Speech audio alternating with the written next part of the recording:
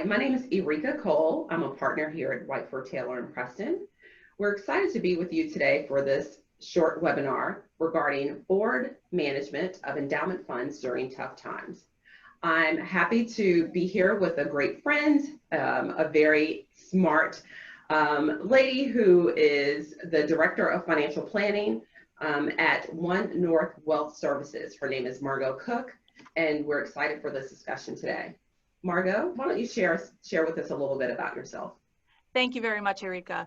So I'm an investment advisor, financial planner, and philanthropic advisor. And what that means is that I have a unique perspective that I can bring to nonprofits in order to advise them in the realm of financial best practices and also investment deployment. And you know, today we know that this recession has been a really rough ride for nonprofits. And as an organization, if you're watching this, you're likely worrying about the future and those that you serve. And we really understand.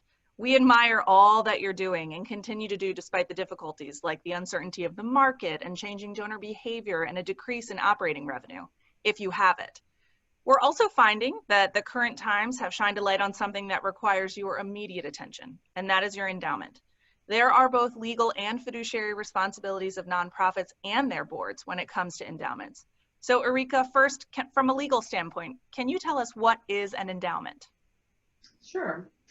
So as many of you may know, an endowment is a fund that's created either by one large gift or multiple gifts that's restricted for a particular purpose, often maybe for a particular time frame as well, where only the sums from the growth of those funds are available for spending. In fact, one of the defining characteristics of an endowment is that the fund is supposed to be invested in the market according to an investment policy statement, and a portion of those growths and the growth from those investments is intended to support the ongoing programs and the operation of your nonprofit. So from a legal standpoint, how are endowments regulated? By whom?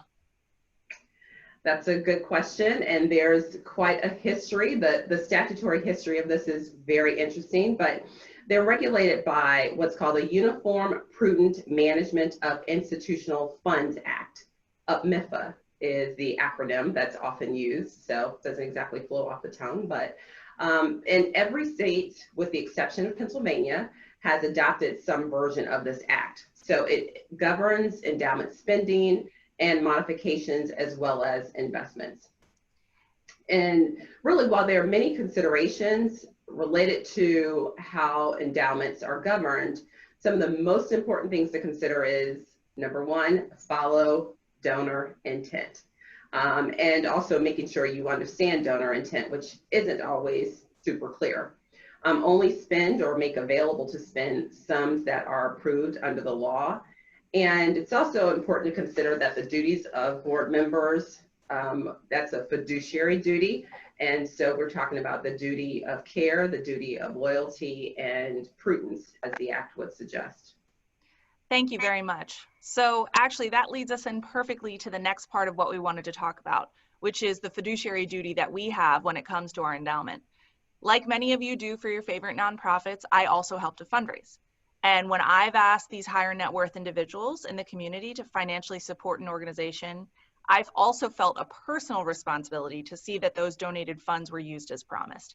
And when I say this, I don't just mean that the donors' dollars were used as intended. While that is absolutely necessary, what I actually mean here is that when a donor has given money to an endowment fund, making sure that those precious dollars were stewarded and invested prudently and appropriately, which is part of that fiduciary duty. If you're watching this, you're likely a nonprofit leader, either on the staff or volunteer side. So it's important for you to know that some of my individual wealth clients have reported some things to me over the past year that I wanted to share with you in the context of endowments. So one was a woman who was sitting in a virtual board meeting during some of the most volatile times of the pandemic, and they were reviewing their endowment performance report, particularly after the first quarter. She stated that she felt uncomfortable. She didn't want to give more money to the endowment at the time because she was worried that the philanthropic investments made by the donors were not prudently or actively managed. That for sure is a red flag for that endowment. The second thing that I heard from a client was someone who was part of an investment committee of his favorite nonprofit. When he was reviewing the investment reports, he was wondering how his advisor could allow the endowment value to drop at such an alarming rate during some of those volatile times of the year. He asked, was he paying attention? That goes back to fiduciary duty. If you have somebody managing the investments of your endowment, you still have a fiduciary duty as a nonprofit and the board to make sure that those investments are appropriate. And then finally, there was somebody that reported that during a time when their organization needed funds the most, they actually as a board had to decide to forego an endowment distribution to preserve the principal. And that was a distribution that would have funded a really important program that they needed support for during that time. This individual was embarrassed and wondering how the donor would have felt who contributed to this fund about the need for them to make that decision due to investment performance. Again, fiduciary responsibility. So was it the intent of the donor that their funds be exposed to the volatility of the market, or did they intend for those funds to be available to the organization, particularly in tough times? So with this in mind, Erika, can you tell us a little bit about that fiduciary duty that a nonprofit and its governing board has to its endowment donors? Sure. So as you mentioned, Margo, nonprofits have a responsibility to their donors, and in particular to their endowment donors who consider their gift of philanthropic investment in the future of the organization, and that it's a reflection of their personal values. So service on the nonprofit board absolutely constitutes a fiduciary duty. And without the proper team managing the investments of your endowment, your commitment to responsibly handling the donor's philanthropic investments may come into question, much like the example that you mentioned, Margo. So that's the last thing you need, especially during this time where you're likely fighting harder than ever for the gifts to support your important mission. Legally, a donor can demand that their donation be used consistent with their donative intent. In fact, I have an example of an unfortunate matter where a large donation was made to a nonprofit, and the organization came to me when they received a demand letter from an attorney.